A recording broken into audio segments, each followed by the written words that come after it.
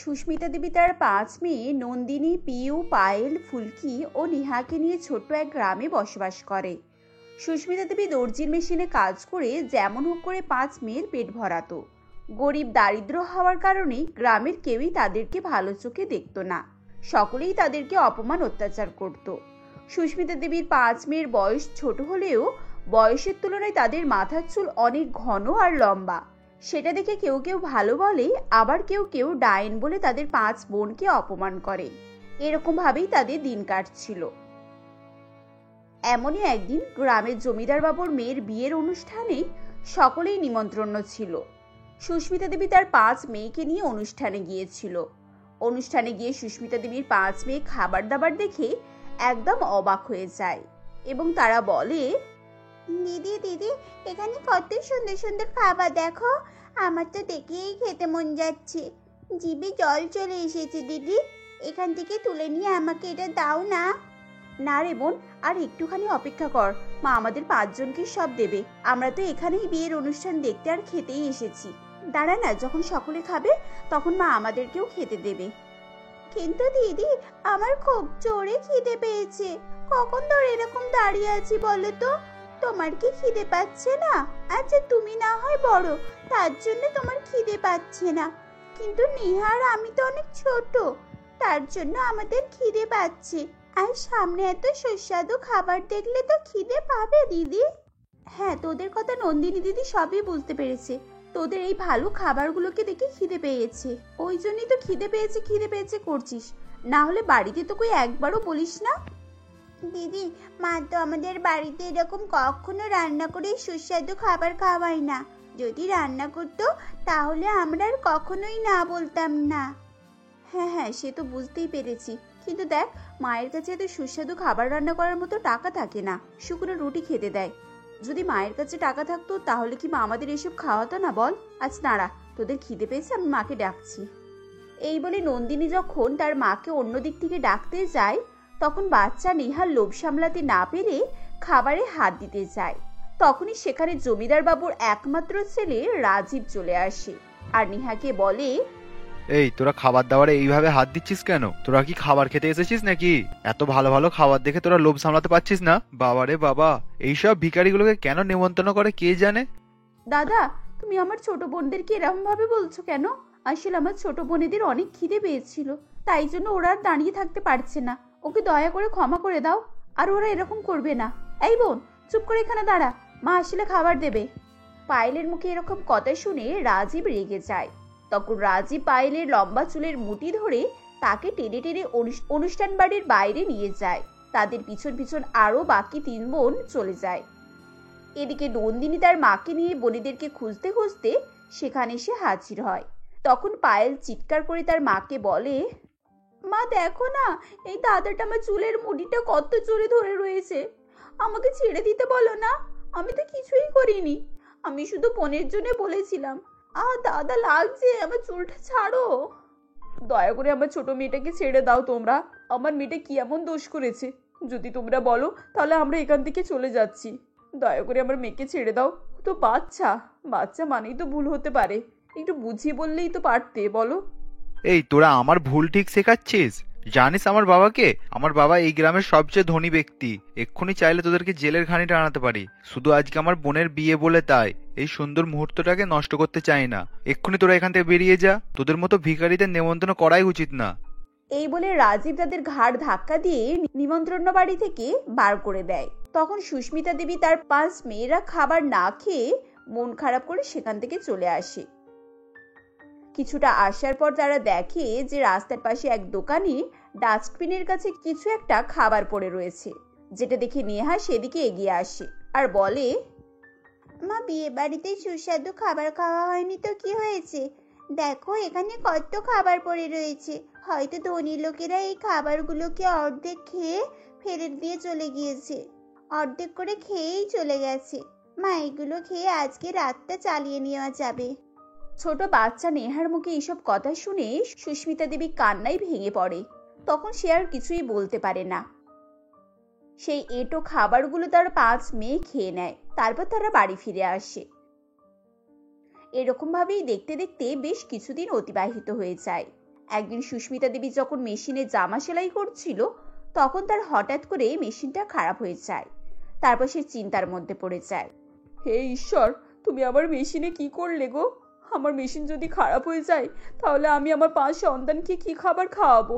এই একমাত্রই তো মেশিন আছে আমার, যেখানে আমি টাকা রোজগার করতে পারি, আমার 5 মেয়ের পেট ভরাতে পারি। আর এটাও যদি এখন খারাপ হয়ে পড়ে, তাহলে আমি কি করে যে আমার সেলাই করব, আর আমার হাতে কি করে টাকা পয়সা আসবে? সুস্মিতা দেবী যখন এসবই কথা ভাবছিল, তখন নেহা আর ফুলকি তার কাছে আসে আর বলে, মা তুমি কি এত ভাবনা চিন্তা করছো? মেশিনের আবার কি হলো শুনতে পেলাম, তাই তোমার কাছে ছুটে এলাম। ভাবলাম তুমি হয়তো কিছু সুস্বাদু রান্না করেছো, কিন্তু তুমি তো মেশিনের কাছেই বসে রয়েছো। দেখলি তো, তোকে বললাম না মা রান্না করেনি, তুই তবুও খেলা ছেড়ে এখানে চলে আসলি। এবারে ওরা আমাদেরকে খেলতেই নেবে না। মা, আজ তুমি আমাদের জন্য কি রান্না করবে? মা, সেদিনকে তো বিয়ে বাড়িতে কোনো খাবারই জুটলো না আমাদের। তুমি আজকে বিয়ে বাড়ির মতো সুস্বাদু খাবার বানাও না আমাদের বাড়িতে, তাহলে আজকে আমরা অনেক ভালোভাবে খাবারগুলো খেতে পারবো। দুই বাচ্চার মুখে সব কথা শুনে সুস্মিতা দেবীর চোখে জল চলে আসে। তখন সে চোখে জল নিয়ে বলে, আমার বাচ্চারা, তোদের জন্য আমি ঠিকভাবে খাবারটাও জোগাড় করতে পারছি না। আসলে আমার মেশিনটা খারাপ হয়ে গেছে, সেটাই বসে বসে আমি ভাবছি। মেশিনটা যেমন করে হোক ঠিক করতে হবে আমাকে, তবে আমি তোদেরকে অত ভালো ভালো খাবার খাওয়াতে পারবো, না হলে সত্যি আমি খাবার খাওয়াতেই পারবো না তোদেরকে। সুস্মিতা দেবী যখন তার দুই মেয়েকে এসব কথা বলছিল, তখন তার বাকি 3 মেয়েরাও সেখানে এসে হাজির হয় আর বলে, মা তোমার মেশিন খারাপ হয়ে গেছে? যা, এখন কি করে হবে তাহলে? আচ্ছা মা, তুমি তো আমাদের কত সুন্দরভাবে মাথা আঁচড়ে দাও, মাথা বেঁধেও দিতে পারো, আর কত সুন্দর করে ডিজাইনও করে দিতে পারো। তুমি এই কাজটা অন্য কোথাও গিয়ে যদি করো, তাহলে তো পয়সা পাবে। না রে মা, আমার মতো গরিব বউয়ের কাছে কেউই তাদের চুল বাঁধতে আসবে না, কারণ সকলেই তো দেখেছিস আমাদেরকে কিরকম ভাবে কিরকম চোখে দেখে। তাদের গায়ে হাত দিলেও তারা কত কথাই শুনিয়ে দেয়, আর আমি যদি তাদের মাথা বেঁধে দিতে চাই, তাহলে আরোই কত কিরাও শোনাবে। মা, তাহলে তো আর কিছুই করার নেই। কিন্তু মা, আরেকটা বুদ্ধি আছে। আমার মাথাতে, মানে আমাদের 5 বোনের তো কত বড় লম্বা চুল। তুমি যদি আমাদের 5 বোনের লম্বা চুল কেটে বিক্রি করে দাও, তাহলে আমাদের এই চুলগুলো আবার পরচুল হয়ে যাবে, আর চুলের দোকানে বিক্রি করলে অনেক টাকা পেয়ে যাবে। তুমি বরং সেটাই করো। কি বলছিস কি তোরা? এসব আবার হয় নাকি? তোদের এত সুন্দর ঘন লম্বা চুল, আর আমি সেগুলোকে কেটে ফেলবো? না না না না, আমি এটা কখনোই করতে পারবো না। ছোটবেলা থেকে তোদের এই চুলগুলোকে আমি বিনুনি করে দিয়েছি, নিজের হাতে তেল দিয়ে ভালো করে বেঁধে দিতাম, আর সেই চুল আমি নিজের হাতে কেটে দেব? না না মা, আমাকে ক্ষমা কর তোরা। এই বলে সুস্মিতা দেবী তার 5 মেয়ের সামনে কান্নাকাটি করতে থাকে।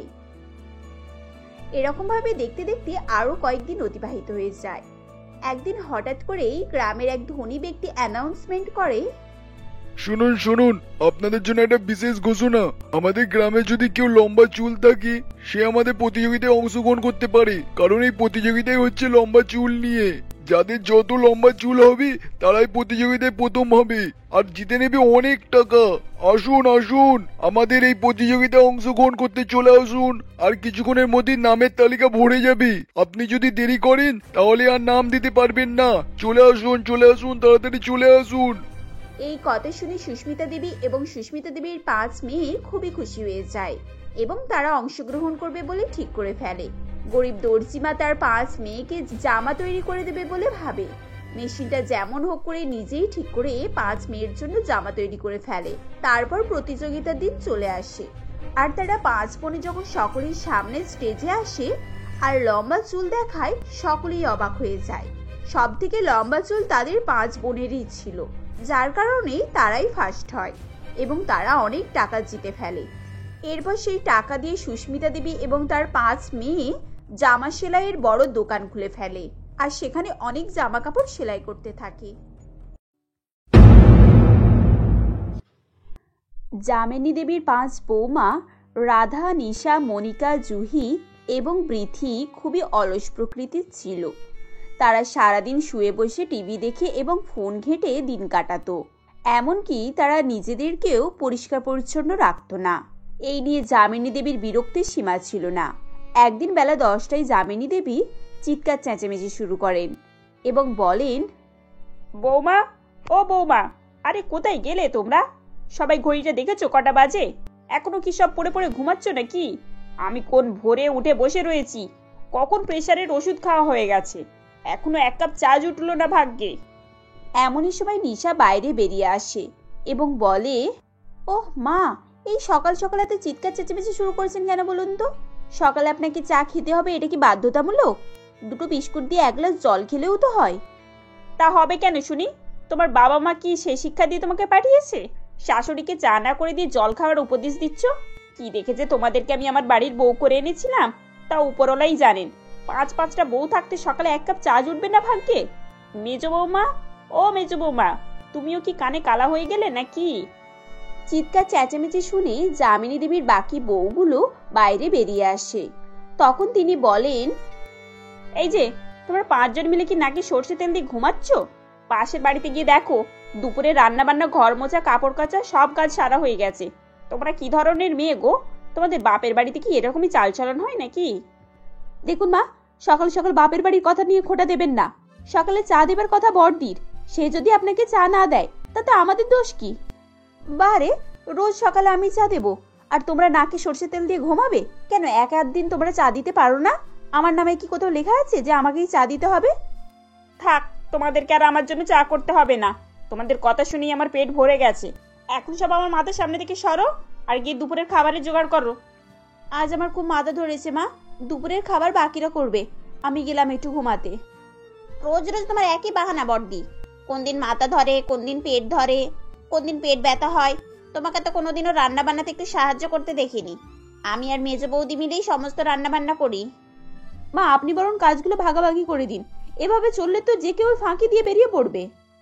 তোমরা কেউ কম নয়, বুঝেছো? একটার থেকে আরেকটা বেশি বড় ফাঁকিবাজ। ঘরের অবস্থা দেখো, কোনো লোকজন যদি ঘরে এই সময় ঢুকে পড়ে তাহলে লজ্জার সীমা থাকবে না। চারিদিকে নোংরা পড়ে আছে, পরিষ্কার পরিচ্ছন্ন করতে জানো না নাকি তোমরা? এভাবেই তখন যামিনী দেবী গজগজ করতে থাকেন এবং তার বৌমারা সেখান থেকে সরে যায়। এটি যামিনী দেবীর বাড়ির প্রত্যেক দিনেরই রুটিন ছিল। প্রতিদিন সকাল হলেই তাদের বাড়িতে এরকম গন্ডগোল লেগেই থাকতো। এই কারণে আশপাশের লোকজনও খুব একটা তাদের বাড়িতে আসতে চাইতো না। একদিন পাশের বাড়ির মণ্ডল কাকু এবং তার স্ত্রী রাধিকা তাদের বাড়িতে আসে এবং মণ্ডল কাকু বলেন, আরে মণ্ডলদা, রাধিকা বৌদি, এসো এসো। কি ব্যাপার, আজ কোন দিকে সূর্য উঠেছে শুনি? এই তো চলে এলাম। আগামী 14 তারিখ ফাল্গুন মাসে আমার ছোট ছেলের বিয়ে, তাই নেমন্তন্ন করতে চলে আসলাম। তোমার 5 বৌমা সব ছেলেদের নিয়ে এসো। রাধিকা দেবী তাদের ঘরের চারপাশ ভালো করে নজর ফিরিয়ে দেখতে থাকেন। ঘরদোরের অবস্থা অগোছালো ভাব দেখে তিনি একটু অস্বস্তি বোধ করতে থাকেন। এমন সময় হঠাৎ যামিনী দেবীর রান্নাঘর থেকে পচা গন্ধ বেরোতে থাকে। তখন রাধিকা দেবী এবং মণ্ডল কাকু নাকে হাত চাপা দিয়ে বলেন, আরে বৌদি, কিসের এত পচা গন্ধ বেরোচ্ছে? পচা গন্ধ? কই না তো, আমি তো কোনো গন্ধ পাচ্ছি না। মনে হয় পাশের ড্রেন থেকে বেরোচ্ছে। আরে ও মেজো বৌমা, তোমার কাকু কাকিমার জন্য একটু চা জল খাবার নিয়ে এসো। যামিনী দেবীর কথা শুনে এদিকে রান্নাঘরে কে চা তৈরি করবে সে নিয়ে বৌমাদের মধ্যে ঝামেলা শুরু হয়ে যায়। এমন সময় রাধা বলে, এই দেখো, সকালের বাসন কোসন সব পড়ে রয়েছে, আমাকে ওগুলো মাজতে হবে। আমি যাই, তোমাদের মধ্যে কেউ চা করে দিয়ে দাও। আমি তো রান্নার জোগাড় করছি, এখন চা করতে বসলে রান্না করতে দেরি হয়ে যাবে, তখন মা সকলকেই বকবেন। এভাবেই তারা একে অপরকে চা করার কথা বলতে থাকে, কিন্তু কেউই চা করতে রাজি হয় না। শেষ পর্যন্ত বৃথি চা করে নিয়ে আসে এবং তাদেরকে দেয়। চায়ের কাপটি অত্যন্ত নোংরা ছিল এবং চায়ে একটি মাছি ভাসছিল, যা দেখে মণ্ডলবাবু চমকে ওঠেন এবং বলেন, ও বাবা, এখন আবার চা করতে গেলে কেন? থাক থাক, চা দিতে হবে না, আমি চা খাই না। সে কি দাদা, তা কখনো হয় নাকি? আপনাকে চাটা খেতেই হবে। দেখুন আমার বৌমা কত ভালো চা করে।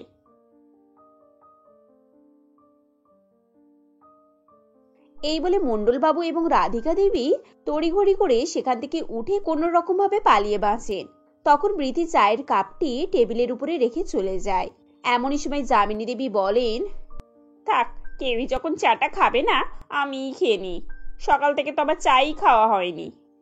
এই বলে তিনি চায়ের কাপ হাতে তুলে চুমুক দিতে যাবেন কি ঠিক তখন লক্ষ্য করেন চায়ের কাপটি অত্যন্ত নোংরা এবং চায়ের কাপে মাছি পড়ে রয়েছে, যা দেখে তিনি আঁতকে ওঠেন এবং চিৎকার করে বলেন, বৌমা, ও বৌমা, দেখে যাও চায়ের অবস্থা।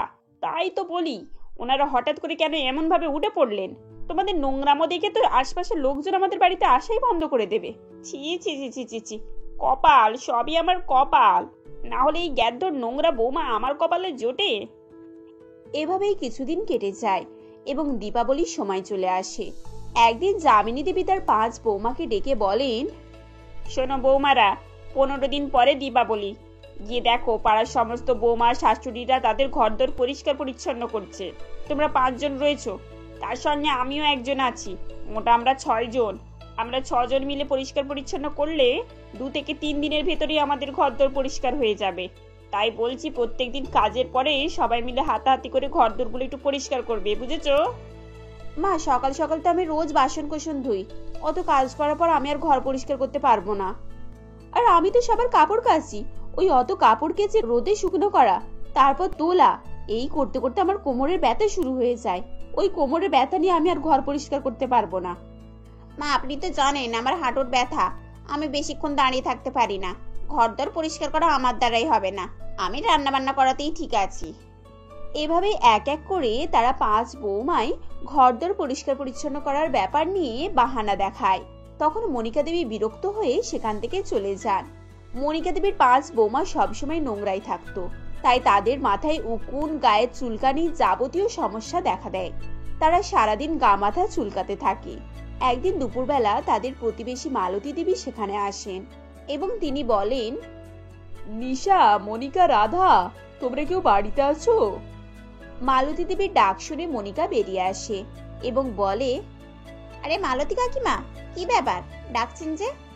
আসলে আমার নাতিটা না দুধ দিয়ে ভাত খাবে, আর দেখো না আজ বিড়ালে সব দুধ খেয়ে ফেলেছে। তোমাদের কাছে 1 বাটি দুধ হবে গো? হ্যাঁ কাকিমা, দুধ আছে, আপনি একটু দাঁড়ান, আমি এক্ষুনি এনে দিচ্ছি। এই বলে মনিকা ঘরের ভিতরে চলে যায় এবং মালতী দেবীর ঘরের ভেতরে প্রবেশ করেন। চারিদিকে নোংরা, আবর্জনা এবং দুর্গন্ধতায় তার দম বন্ধ হয়ে আসে এবং তিনি মনে মনে বলেন, আরে বাপরে, যামিনী দেবীর বউগুলো তো কত নোংরা, এদের ঘর থেকে কি বিচ্ছিরি গন্ধ বেরোচ্ছে। 5-5টা বউ ঘরে একটু পরিষ্কার পরিচ্ছন্ন করতে পারে না, এরা কি করে এই ঘরে থাকে কে জানে। এরপর তিনি লক্ষ্য করেন মনিকা গা হাত চুলকাতে চুলকাতে একটি বাটিতে করে দুধ নিয়ে এসে তার কাছে দেয়, যা দেখে তার খুব ঘেন্না লাগে এবং তিনি বলেন, আরে মনিকা বৌমা, আমি তো বলতে ভুলেই গিয়েছিলাম, আমার বৌমা না বাজার থেকে টিনের দুধ কিনে এনেছে, ও দিয়েই বাবুর খাওয়া হয়ে যাবে, তুমি এই দুধ রেখে দাও, আমি নেব না। আরে কাকিমা, ছোট বাচ্চাটিকে টিনের দুধ খাওয়াবেন কেন? ভালো গরুর দুধ খাওয়ান, এই নিয়ে যান, বাটিটা পরে ফেরত দেবেন। এই বলে জোর করে মনিকা মালতী দেবীকে দুধের বাটিটা ধরিয়ে দেয়। মালতী দেবী সেই বাটিটা নিয়ে বাইরে বের হন এবং ডাস্টবিনে দুধটা ফেলে দেন। নিশা আড়াল থেকে ঘটনাটি লক্ষ্য করেন এবং বলে, এটা কি ধরনের কাজ হলো? মালতী কাকিমা আমাদের বাড়ি থেকে দুধ নিয়ে গিয়ে ডাস্টবিনে ফেলে দিলেন, ওনার যদি দরকারই ছিল না তাহলে উনি চাইতে এসেছিলেন কেন? এমন সময় যামিনী দেবী বলেন, তোমরা এখনো বুঝতে পারছো না উনি কেন দুধটা ডাস্টবিনে ফেলে দিলেন? তোমাদের নোংরামো দেখে, তোমাদের ঘর থেকে যে পচা দুর্গন্ধ বের হচ্ছে, তাতে উনি নাক মুখ সিটকে দুধ নিতে অস্বীকার করছিলেন। আর মনিকা বৌমা যখন গা চুলকাতে চুলকাতে দুধের বাটিটা তাকে ধরিয়ে দিল, তখন তিনি বাধ্য হয়ে বাচ্চাকে দুধ খাওয়াবে না বলে দুধটা ফেলে দিলেন। এই কথা শুনে যামিনী দেবীর 5 বৌমার লজ্জায় মাথা নিচু হয়ে যায় এবং তারা তাদের ভুল বুঝতে পারে। দেখতে দেখতে কয়েকদিন কেটে যায়। হঠাৎ একদিন যামিনী দেবীর বাড়িতে ফোন আসে। তার দাদা সুজয় বাবু খুবই অসুস্থ। এই কথা শুনে তিনি ফোন নামিয়ে কাঁদতে শুরু করেন।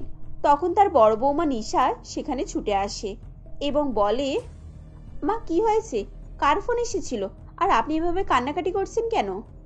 তোমার মামিমা ফোন করেছিল, তোমার বড় মামার খুবই শরীর অসুস্থ, তাকে হাসপাতালে ভর্তি করা হয়েছে। তাহলে তো আপনার শীঘ্রই হাসপাতালে যাওয়া উচিত। হ্যাঁ মা, আপনি এক্ষুনি বেরিয়ে পড়ুন, আর কয়েকদিন মামাদের ওখান থেকে ঘুরে আসুন, আপনারও মন ভালো হবে। বৌমাদের কথা শুনে যামিনী দেবী ভরসা পান। তার বৌমারা তার ব্যাগ গুছিয়ে দেয় এবং তাকে ট্যাক্সিতে তুলে দেয়। এদিকে দীপাবলির সময় আসছিল। যামিনী দেবীর 5 বৌমা মিলে সকাল থেকে সন্ধ্যা অবধি কাজকর্ম করা, রান্না বান্না, ঘর পরিষ্কার এসব কাজ করতে থাকতো। এবং দীপাবলির কিছুদিন আগে তারা সারা বাড়িকে সাজিয়ে তোলে এবং বাড়ির সামনের দিকটায় ছোট ছোট ফুলের গাছ লাগায় এবং একটি বাগানের মতো তৈরি করে। কয়েকদিনের মধ্যেই সারা বাড়ির চেহারা পুরো পাল্টে গিয়েছিল। এক সপ্তাহ পর যখন যামিনী দেবী ভাইয়ের বাড়ি থেকে ফিরে আসেন, তখন তিনি তার নিজের বাড়ি দেখে চিনতেই পারছিল না। তিনি অবাক হয়ে বলেন, আরে এটা কি আমাদের বাড়ি? আমি তো একেবারে চিনতে পারছি না। এ তো খুব সুন্দর হয়ে গেছে, এত সুন্দর বাগান, আর বাড়িটাকেই বা এত সুন্দর করে কে সাজালো? এমন সময় নিশা বলে, মা আপনার এই সাজানো পছন্দ হয়েছে? আমরা 5 যা মিলে এই ঘরকে সাজিয়েছি, আর দেখুন বারান্দায় আপনার জন্য একটা দোলনাও খাটিয়েছি। আপনি সকাল বিকাল ওখানে বসে চা খাবেন। বৌমাদের কথা শুনে যামিনী দেবীর চোখে জল চলে আসে। উৎসবের দিনে তারা 5 বৌমা ভোর ভোর ঘুম থেকে উঠে পড়ে এবং রান্নাঘরে গিয়ে বিভিন্ন ধরনের মিষ্টি এবং অন্যান্য খাবার দাবার রান্না করে। এমনই সময় মণ্ডলবাবু এবং তার স্ত্রী তাদের বাড়িতে মিষ্টি দিতে আসে। বাড়ির ভেতরে ঢুকে তারা চমকে যায় এবং মণ্ডলবাবু বলেন, এ কি যামিনীদি, আপনার বাড়ির তো চেহারা একদম পাল্টে গেছে। এই কদিনের মধ্যে এত পরিবর্তন কি করে? কেন, আপনি কি আমার বৌমাদেরকে অকর্ম ভেবেছেন? আমার বৌমারা কত কাজের জানেন? ওরা এক একটা লক্ষ্মী প্রতিমা, ওদেরকে খালি গড়ে নিতে হয়েছে। আপনি একদম ঠিক বলেছেন যামিনীদি। আমি সন্ধ্যা থেকে বিভিন্ন বাড়িতে মিষ্টি দিয়ে আসছি, আর আপনার বাড়ির সাজগোজ সবার থেকে সুন্দর, একদম সবার থেকে আলাদা। বাহ বৌমা, তোমরা দারুণ কাজ করেছো দেখছি। এই না হলে বাড়ির বউ। এভাবেই নিজের শাশুড়ি এবং পাড়া প্রতিবেশীদের কাছ থেকে প্রশংসা পেয়ে যামিনী দেবীর 5 বউয়েরই খুশিতে মন ভরে যায় এবং তারাও বুঝতে পারে যে পরিষ্কার পরিচ্ছন্ন থাকলে সবাই প্রশংসা করে এবং খুশি হয়। উৎসব শেষে যামিনী দেবী তার 5 বৌমাকে আশীর্বাদ স্বরূপ টাকা দেন। 5 বৌমা খুশি খুশি সেই টাকা নেয়। এরপর থেকে যামিনী দেবী এবং তার বৌমারা পরিষ্কার পরিচ্ছন্নভাবে এবং সুখে শান্তিতে সংসার করতে থাকে।